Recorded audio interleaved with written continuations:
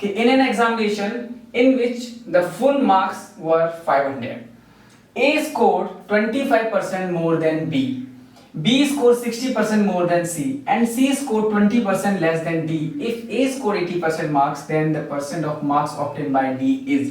आप देखो मैं हिंदी में बता रहा हूँ, एक परीक्षा में क्या हुआ है, 500 टोटल मार्क्स थे, A को 25% ज्यादा मिले हैं B से, B को 60% ज्यादा मिले हैं C से, और C को 20% लेस कम मिले हुए हैं D से। तो A को 80% मार्क्स मिले हैं, तो आपको बताना है D को कितने प्रतिशत मार्क्स मिले हैं। आप देखो इस क्वेश्चन को मैंने आपको पहले तो सबसे पहले मैं आपको एक तरीका बता देता हूँ कि पहले मुझे A का मार्क्स निकाल लेता हूँ। 80% ऑफ 500, तो मेरे पास क्या हो जाएगा 400। मेरे पास A के मार्क्स आ चुके हैं, मुझे चाहिए A, B और C एंड D। आप ये मानो ये मेरे पास एक रेशियो है, यदि मैं D को 100 मानता हूं, मैं क्यों D को, मैंने आपको पहले भी बताया कि ऐसी वैल्यू को आप 100 माने जहां से आप इजीली अप एंड डाउन हो सके, मतलब कहने का है कि आप इजीली परसेंटेज ऐड कर सकें और इजीली परसेंट सब्ट्रैक्ट कर सकें। तो मैं D है, D यदि मैं 100 मान लेता हूं, तो C की वैल्यू क्या है 20% लेस 80 हो जाएगी, करेक्ट। यदि ये B की वैल्यू मुझे फाइंड आउट करनी है, वो 60% अधिक है, तो मैं 80 में 80 का 60% निकालता हूं, तो कितना हो जाएगा मेरे पास 128 आ जाएगा। 60% अधिक 160%। नेक्स्ट यदि मैं 128 का 25% निकालता हूं, यदि मेरे पास 128 है, मल्टीप्लाई में करता हूं 125 डिवाइडेड बाय 100, 25 से कट जाएगा मेरे पास 4 टाइम्स, मेरे पास वैल्यू आ जाती है 160। ठीक है, मेरे पास 160 वैल्यू आ गई। नेक्स्ट, तो ये 160 है मेरे पास, आपको यहां तक समझ में आया होगा, मुझे लगता है कोई प्रॉब्लम नहीं है। डायरेक्टली ये मेरे पास जो 160 है, इस 160 की वैल्यू कितनी दी हुई है, 160 की वैल्यू मेरे पास 400 है। आप बता सकते हो कितने टाइम्स हो गए, आप ये देख रहे हो डायरेक्टली ये कितने टाइम्स है 2.5 टाइम्स, तो इसका मतलब ये वैल्यू भी मेरी कितनी होगी 2.5 टाइम्स होगी, मतलब 250, करेक्ट। मैं 250 बता रहा हूं, मेरे पास ये वैल्यू, मैंने इस वैल्यू से डायरेक्टली, आप और भी तरीका है मेरे पास, इसको मैं और भी इजी कर देता हूं यहां पर आपके लिए, आपको और भी अच्छा इसको समझ में आ जाएगा। यदि मैं क्या करता हूं, डायरेक्टली इसे 2 से काट देता हूं, 80 64 और ये मेरे पास आ जाएगा 50। अब मुझे आप बताओ, ये जो 80 की वैल्यू है वो मेरे पास क्या दी हुई है 400, कितने टाइम्स हो जाएगा 5 टाइम्स, ये वैल्यू भी क्या हो जाएगी 5 टाइम्स। मुझे लगता है आपको समझ में आया होगा। 250 मेरे पास आया है आउट ऑफ 500, मल्टीप्लाई 100, कितने परसेंट हो गया 50%, यही मेरा आंसर था 50%।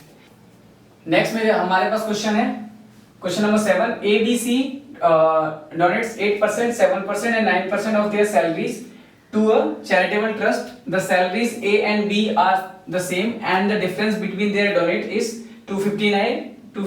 The total donation of A and B is 1185 more than that of C. The total donation of A and C is what percent of total salaries A, B and C? मैं हिंदी में बता रहा हूँ, A, B, C कुछ दान करते हैं, उसमें से क्या कितने परसेंट दान करते हैं अपनी सैलरी का, 8% A करता है, 7% B करता है और C 9% करता है। सैलरी A और B की जो है वो दोनों बराबर हैं और उनके जो जितना उन्होंने दान किया उसका जो डिफरेंस दिया है वो 259 दिया हुआ है। The total donation of A and B is, जो A और B का टोटल डोनेशन है वो ज्यादा है C से, कितना 1185। The total donation of A and C, A और C का पूरा टोटल डोनेशन जोड़ लिया जाए तो आपको बताना है टोटल के साथ कितने परसेंट होगा। मैं आपको यहां से बता देता हूं, ये बहुत अच्छा क्वेश्चन भी है और इसमें कितने सेकंड लगेंगे, बहुत जल्दी आप कर सकते हो इस क्वेश्चन को, लेकिन आपको बस पता होना चाहिए कि कैलकुलेशन कैसे करेंगे। थोड़ी सी कैलकुलेशन है, आप देखो पहले स्टार्टिंग से ही मैं बता रहा हूँ, यार मेरे पास 8% और 7% गिवन है, तो इसका मतलब ये जो 1% की वैल्यू पहले से गिवन है मेरे पास 259, करेक्ट। यहां तक तो कोई प्रॉब्लम नहीं होगी। यदि 1% की है तो मेरे पास 100% की वैल्यू क्या हो जाएगी 25900। ये मेरी A और B की सैलरी होगी, यहां तक कोई प्रॉब्लम। मैं यहां लिख देता हूं कि मेरे पास A और B की सैलरी मेरे पास आ चुकी है कितनी 25900, 25900। मुझे C की सैलरी चाहिए, C की सैलरी के लिए 259 है, मुझे 8% निकालना है, इसका पहले 8% और 9%, मैंने इसका 8% निकाला और इसका सॉरी 7%। कितना हो जाएगा मेरे पास ये 2072 मेरे पास हो जाएगा ए का डोनेशन। बी का डोनेशन कितना हो जाएगा मेरे पास 7% है, 7% निकाल लेते हैं 1813। ठीक है, मेरे पास ए का डोनेशन आ चुका है, बी का डोनेशन आ चुका है, मुझे सी का डोनेशन निकालना है। तो सी के डोनेशन के लिए कंडीशन लिखी हुई थी कि कितना ज्यादा है 1185 ज्यादा है। तो मैं यहां से कर सकता हूं कि 2072 1813 यदि मैं इसमें से 1185 को यदि मैं माइनस कर देता हूं तो मेरे पास किसका डोनेशन आ जाएगा, सी का डोनेशन आ जाएगा। यहां तक कोई प्रॉब्लम, क्योंकि बोला गया है कि ए और बी का जो डोनेशन है वो ज्यादा है सी से, कितने 1185। तो मैं 1185 को माइनस कर देता हूं तो बचा हुआ सी का डोनेशन होगा। तो सी का डोनेशन कितना आ गया 2700। और ये जो 2700 है वो कितने परसेंट की वैल्यू है 9%, क्योंकि उसने 9% डोनेट किया है। तो 9% 2700 है, 1% की वैल्यू क्या हो जाएगी मेरे पास और 100% की। तो मेरे पास जो सी की सैलरी आ गई वो 30,000 आ गई। मैं यहां लिख सकता हूं सी की सैलरी कितनी आ गई 30,000। मुझसे पूछा है ए और सी का डोनेशन हमें मुझे बताना है, उसके साथ किसका टोटल का। तो मेरे पास ए का जो है मैं यहां बता रहा हूं, ए का और सी का डोनेशन मैं ऐड कर लेता हूं। कितना हो जाएगा मेरे पास 2072 प्लस 2700। ठीक है 2774 मेरे पास वैल्यू आ जाती है 4772 डिवाइडेड बाय टोटल मेरे पास ये वैल्यू है। आप डायरेक्टली कर सकते हो, यहां से 50,000 और 30 80,000 80 81,800 मेरे पास वैल्यू आ जाएगी मल्टीप्लाई 100। आप इसको जब डिवाइड करोगे तो आपके पास आ जाएगा 5.8। ये आपके पास आंसर है। क्वेश्चन नंबर 8 है। क्वेश्चन नंबर 8 पे क्या है, A and B spend 60% and 75% of their income respectively. If the saving of A are 20% more than that of B, then what percent is the income of A less than the income of B? इस question में क्या कह रहा है, direct मैं इसका बहुत अच्छा तरीका आपको बता रहा हूं कि A and B अपनी इनकम का कितना 60% और 75% खर्च करते हैं।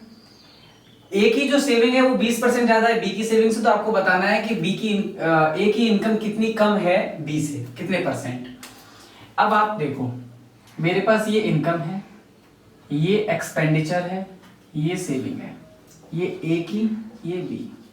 मैंने आपको पहले ही बोला कि यदि आपने इस क्वेश्चन को इस तरीके से करना शुरू कर दिया कि इस इनकम को यहाँ 100 ले लिया और उसके बाद इसका एक्सपेंडिचर 60% है तो 60% ले लिया, तो मैं आपको बता रहा हूँ ये बहुत ही एक लेंदी मेथड बनेगा। लेकिन आपको यदि इसमें सबसे अच्छा तरीका क्या होगा वो मैं आपको बता देता हूँ। यहां से आप चलेंगे लास्ट से सेविंग से, आप देखो क्या कह रहा है कि if the saving of A are 20% more than that of B. मैं ये कहता हूं कि बी की सेविंग 100 रही होगी तो ए की इनकम क्या, ए की सेविंग क्या हो जाएगी 120। वही तरीका मैंने आपको बताया, आपने 100 माना और 20% ज्यादा तो ये 20% रही होगी, करेक्ट। नेक्स्ट क्या कह रहा है, अब वो 60% अपनी क्या करता है खर्च कर देता है। तो मेरे पास जो ये वैल्यू होगी वो 40% की वैल्यू होगी। तो मैं ये कह सकता हूं यदि 40% 120 के इक्वल है तो मैं 100% निकाल सकता हूं, बिल्कुल निकाल सकता हूं। कितना हो जाएगा 100%? 300। यदि ये 300 हो जाएगा मेरे पास, मुझे एक्सपेंडिचर से कोई मतलब नहीं है तो मुझे एक्सपेंडिचर निकालने की कोई जरूरत नहीं है। आपको यही मैं बता रहा हूं।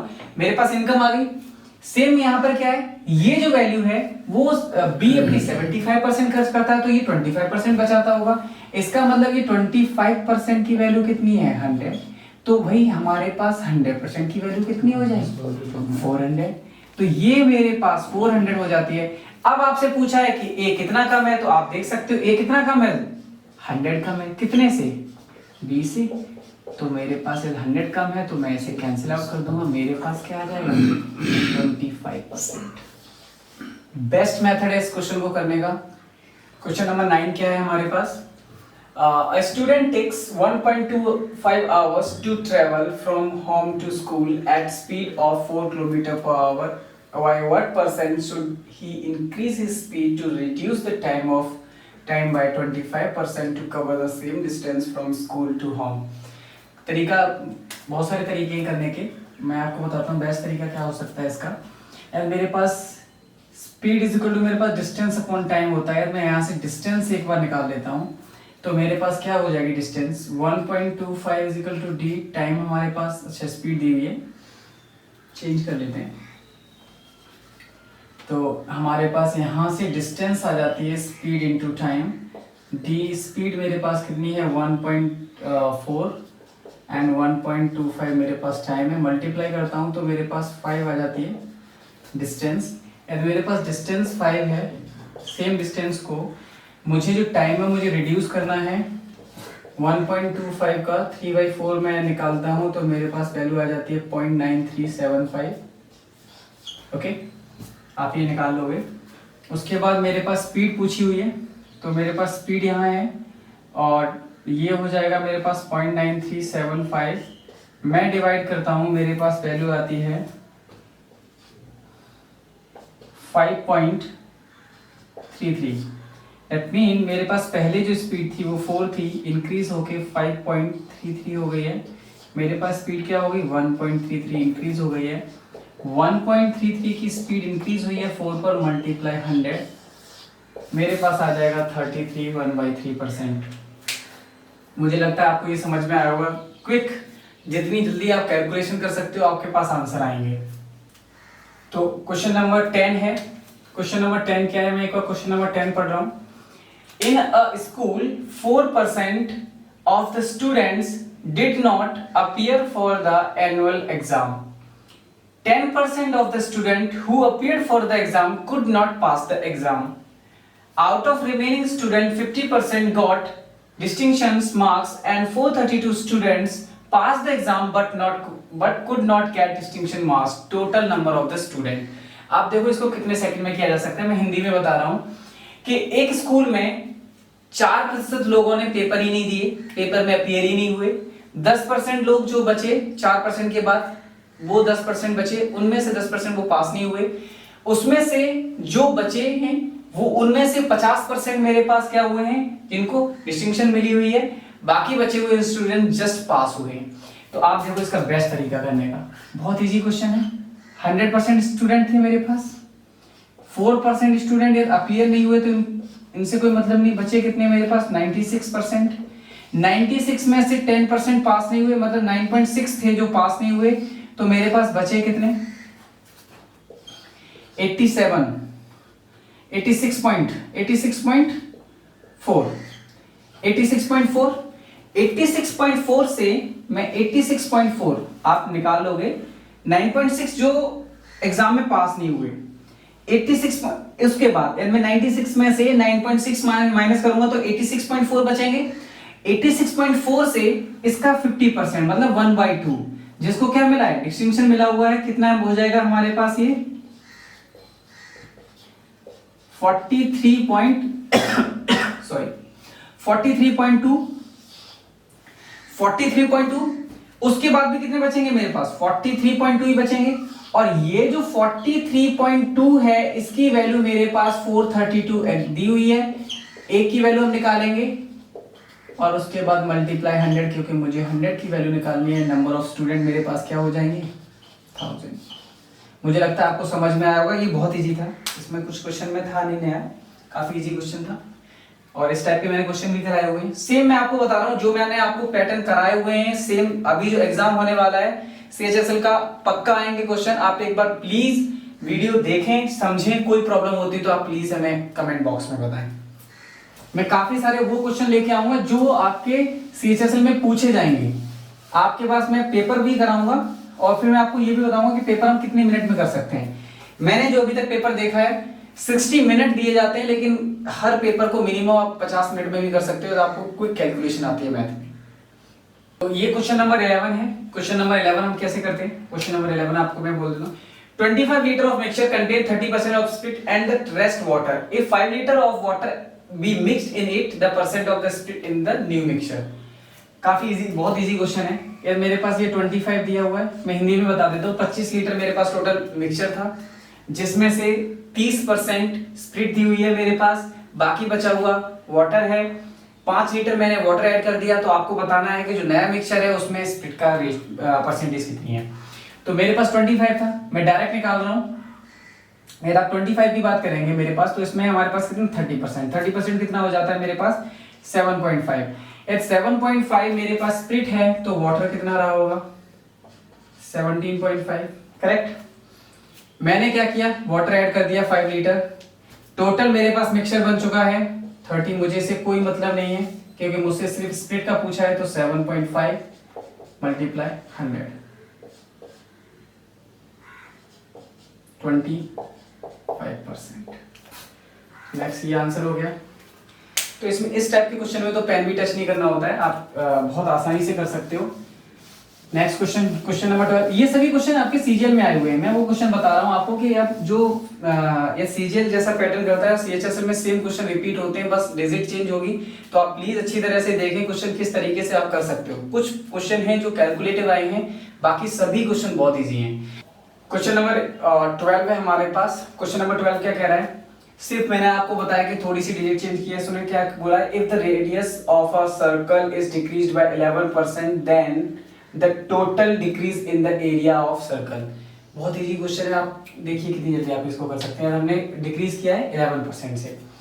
तो यदि मैं ये कहता हूं, पहले तो रेडियस हमें बताना चाहिए, किसी सर्कल की बात कर रहा है, पाई आर स्क्वायर है, तो अभी 2 टाइम्स करना है। तो आप याद रखें, सबसे पहले क्या हुआ है मेरे पास, if the radius of a circle is decrease by 11%, पहले 100 होगी, करेक्ट।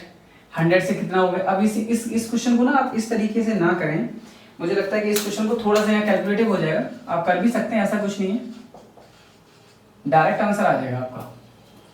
आप इसको क्वेश्चन को करें तो यहाँ क्या आ जाएगा 10,000। अब आपको यहाँ से 89 मल्टीप्लाई 89 करना होगा। बस ये थोड़ा कैलकुलेटिव हो जाएगा ये पार्ट। इस क्वेश्चन को करने का तरीका यही होता है कि आप इस तरीके के क्वेश्चन को डायरेक्ट फॉर्मूले के तरीके से करें तो बेटर है, लेकिन मैं हमेशा यही प्रेफर करता हूँ। कभी कभी कैलकुलेटिव होता है, कोई प्रॉब्लम नहीं है। आप देख लेते हो मैं कितना आता है।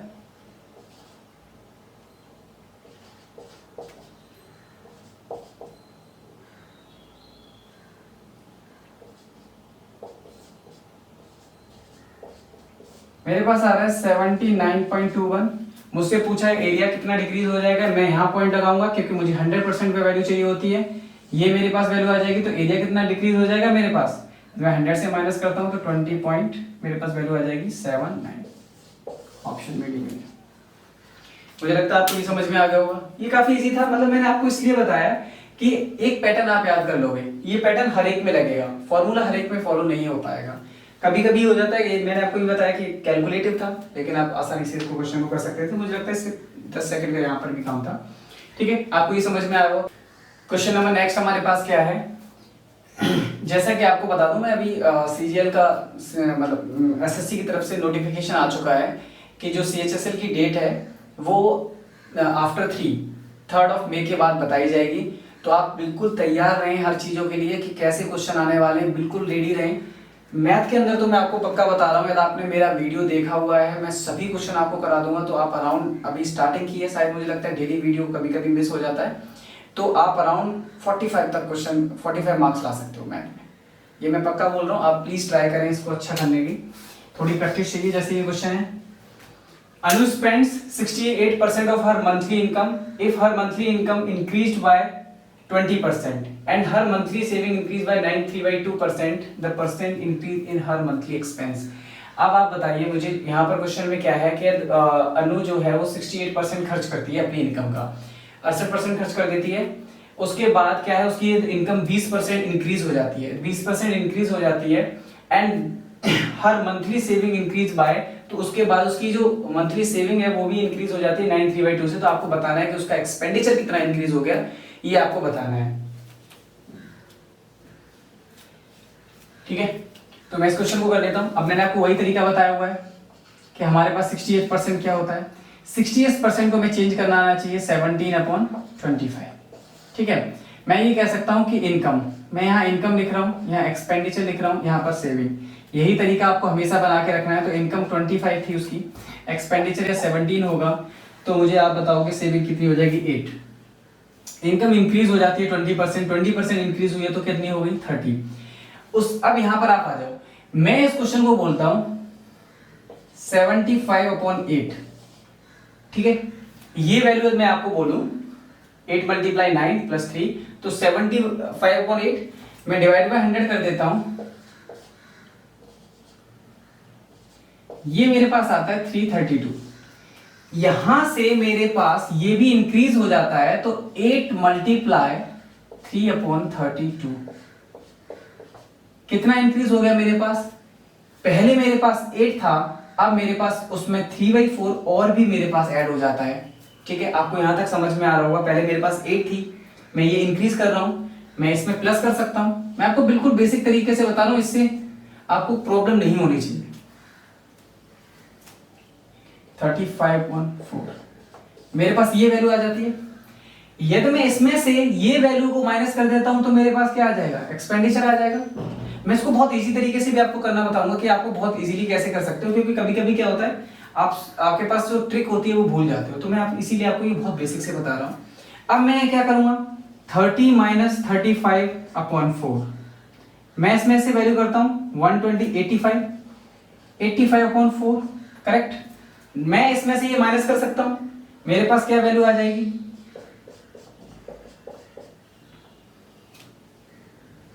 ये मेरे पास आ रही है वैल्यू 17/4। ये वैल्यू मेरे पास इंक्रीज हुई है, पहले कितनी थी 17 करेक्ट, मल्टीप्लाई 100, 17 से 17 कट जाएगा 25%।